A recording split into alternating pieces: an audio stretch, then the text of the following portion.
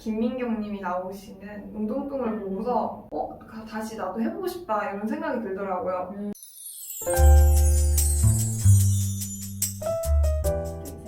안녕하세요, 디어 마이 바디입니다. 바디입니다. 네, 지난 시간에는 저희가 어떻게 외모 콤플렉스를 가지고 살아왔는지 이 이야기를 드렸는데요. 저희의 굉장히 그런 부끄러운 마음들 다 풀어놨는데 어떻게 조금 공감이 가는 부분이 있으셨는지 모르겠네요. 좀 공감을 갖고 치유가 되셨으면 하는 바람이고요.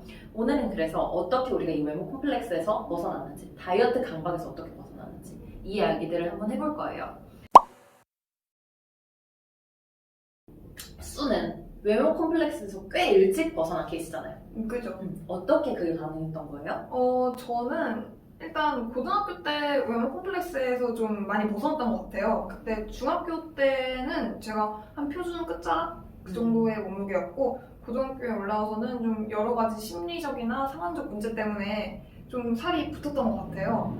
그때는 사실 뭐 몸이고 운동이고 뭐 그냥 일상생활에 되게 무기력했던 때라서 몸무게가 잘 기억이 나지는 않는데 아마 한 5kg, 10kg 이 정도는 중학생 때보다 쪘었던 것 같아요.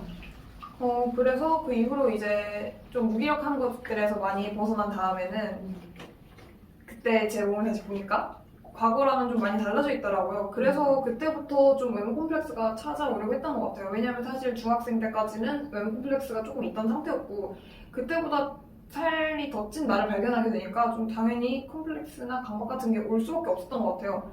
근데 고등학생 때 저는 사실 여러 사회적인 문제나 뭐 여성학이나 이런 걸 같이 친구들이랑 공부를 하면서 우리 사회에서 특히 젊은 여성들한테 가해지는 이런 완벽한 외모에 대한 기준이 얼마나 터무니없게 높게 잡혀 있으면 이런 거를 과연 누가 충족시킬 수 있을까 하는 문제의식이 좀 강했었던 편이라 그렇게 큰 콤플렉스는 오지 않았던 것 같아요.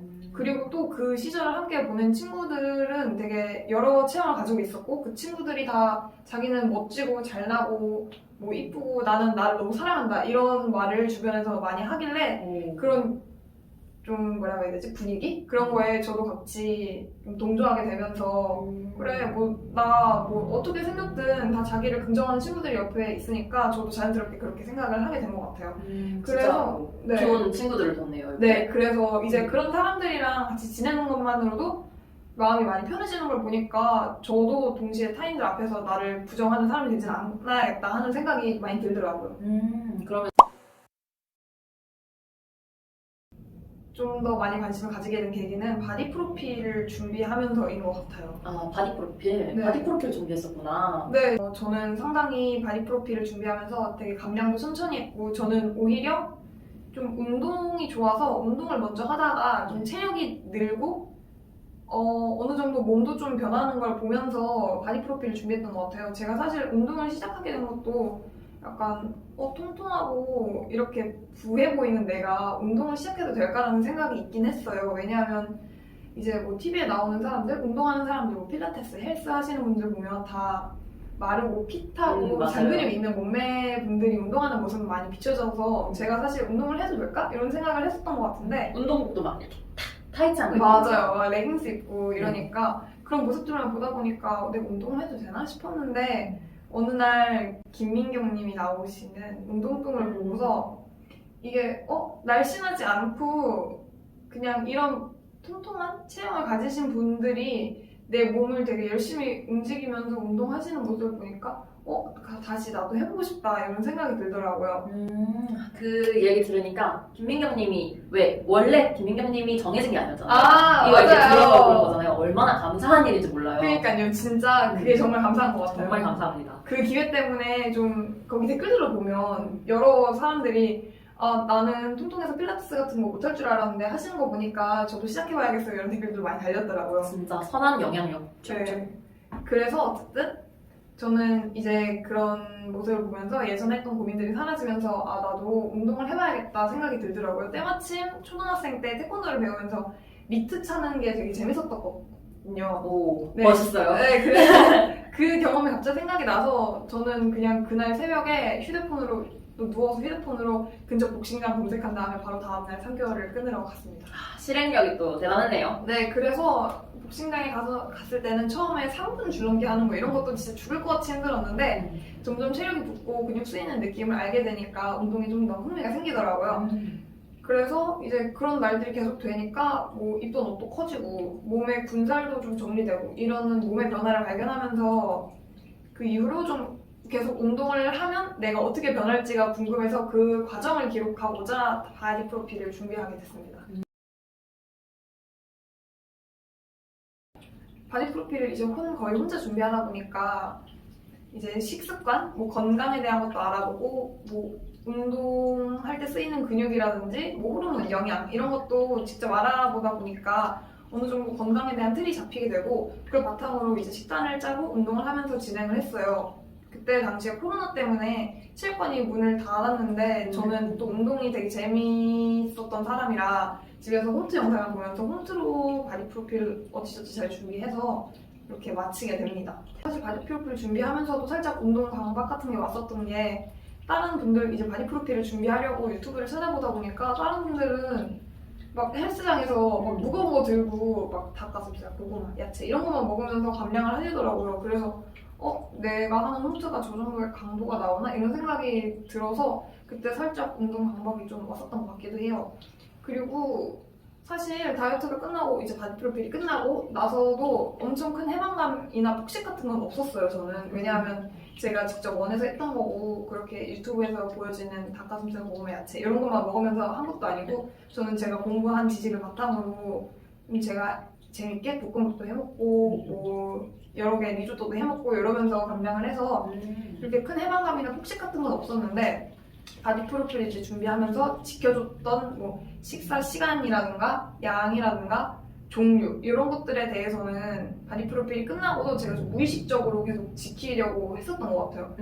왜냐면 사실 바디 프로필 촬영할 때는 그렇게 딱딱 정해놓고 하는 수칙들이 저한테 큰 스트레스는 아니었거든요. 왜냐하면 어떠한 목표가 있었고 내가 원해서 한 거니까 그때는 좀 강박이 없었는데 바디 프로필 촬영이 끝나고 이제 다른 방향성이나 계획 같은 게 없음에도 불구하고 그 규칙들을 무의식적으로 습관화해서 그걸 계속 지키려다 보니까 어느 순간부터는 좀 피곤해지고 좀 강박이 되는 것 같더라고요. 그게 계속 남아있었네요. 네, 그게 사실 그냥 계속 그렇게 하는 게 좀 더 계속 유지할 수 있지 않을까 싶기도 했던 것 같고 사실 저는 다이어트를 하기 전에 제 모습도 사랑했었음에도 불구하고 바디 프로필이 끝난 이후에 그 수칙들을 계속 지키려니까 좀 부담감, 강박 이런 게 좀 있었던 것 같아요. 바디 프로필이 끝나고 외식 같은 걸 할 때도 메뉴 정하는 게 어려웠고 이 정도 양 먹으면 뭐 칼로리가 어느 정도 되겠지? 이런 거를 자연스럽게 계산을 하고 있더라고요. 바디 프로필 준비할 때도 왜냐면 어느 정도 수치는 맞춰서 하는 편이다 보니까 그래서 그런 수치들에 조금 집착하게 되는 제 모습을 보고 어라 이건 아닌데 싶어지더라고요. 그래서 그 이후에 아무래도 저는 폭식이나 이렇게 심각하게까지 오진 않았지만 그래도 조금 더 자유롭게 식사를 하고 자유롭게 재밌게 운동을 하고 싶어서 탈다이어트나 직관적 식사 이런 면에 조금 더 관심을 가지게 됐던 것 같습니다. 세 끼를 어느 시간에 맞춰 먹어야 된다 이런 강박이 있었으니까 자연스럽게 군것질은 안 되고 식사는 뭐 9시, 1시, 6시 뭐 이렇게 딱딱 지켜서 먹다 보니까 이제 바디 프로필 촬영이 끝나고도 이 식사 시간이 엄청나게 소중해지는 거예요. 그 전에는 공감해요. 그러진 않았거든요. 그 전에는 그냥 배고프면 먹고 싶은 거 먹고 그냥 이런 평범한 그런 식습관을 지니고 살아왔는데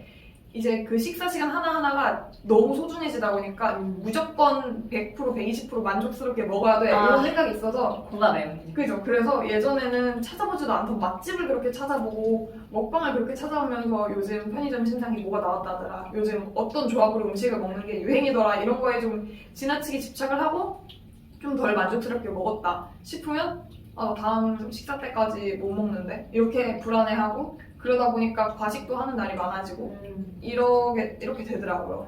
저 진짜 100% 공감하는데 제가 키토를 1년 정도 했었어요. 근데 그러면서 이제 음식을 만들어 먹는 재미의 맛을 들린 거예요. 이렇게 만들다 보니까 진짜 제대로 항상 내가 원하는 걸 내가 만들어서 제대로 챙겨 먹어야 만족이 되는 거예요. 그래서 막 시간이 없어서 때우거나 막 이러면 너무 막 억울했어요.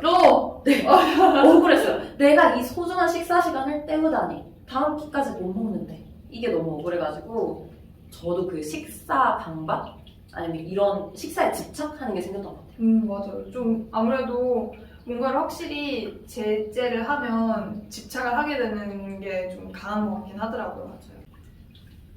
저는 사실 통통했을 때 저도 되게 만족스럽게 생각하면서 살아가고 있었어요. 근데 이제 바디 프로필이라는 목표를 정해두고 그때 지켰던 수칙들을 제 삶의 규칙으로 적용을 시키다 보니까 이게 저한테는 되게 힘들더라고요. 왜냐면 목표가 없는데 좀 과한 규칙을 세워서 계속 저한테 적용을 하고 나 자신을 컨트롤 하려고 했었으니까요. 그래서 이게 결국 끝나지 않는 거라는 걸 깨닫고 그 이후에는 좀 내가 정말 어떻게 살아가고 싶은가? 이런 전반적인 고민을 했었던 것 같아요. 뭐 나는 뭐를 하고 싶어서 살고 나는 왜 먹고 왜 운동을 하는가? 좀 이런 고민을 했던 것 같아요. 그래서 제가 내린 결론은 저는 뭐 모든 사람들이 그렇겠지만 행복하고 싶어서 하는 거죠. 먹는 것도 내가 행복하고 싶어서 먹고 운동도 너무 재밌고 또 운동을 하면 체력이 붙고 체력이 붙으면 내가 하고 싶은 일을 마음껏 할 수 있고 그리고 그 운동 자체가 준 재미도 있으니까 저한테는. 그래서 사실 그렇게 행복하게 살아가기 위해서는 어느 정도 나에게 지금까지 주어지지 않았던 자유 이런 거를 허용하는 것도 중요한데 또 그렇게 너무 저를 풀어놓다 보면 자유가 오히려 방종이 돼서 저를 좀 괴롭히는 일들이 생기더라고요. 그래서 어느 정도의 자유와 절제를 적당히 조절을 하는 게 행복으로 가는 지름길이라는 걸 알고 나서 그 이후로는 어느 정도 절제도 하고 먹고 싶을 때는 먹고 좀 이런 식으로 하고 있습니다. 그리고 남들이랑 뭐 먹을 때 내가 막 괜히 먼저 메뉴 선점해야 될 것 같고 내가 진짜 원하지도 않는데 괜히 내가 안 해왔던 것들 그런 것들만 하니까 또 그래도 그러면 또 과식을 하게 되고 결국은 어떤 삶의 지향성을 가지고 살아가고 있는지 그게 더 훨씬 더 중요한 것 같아요. 맞아요.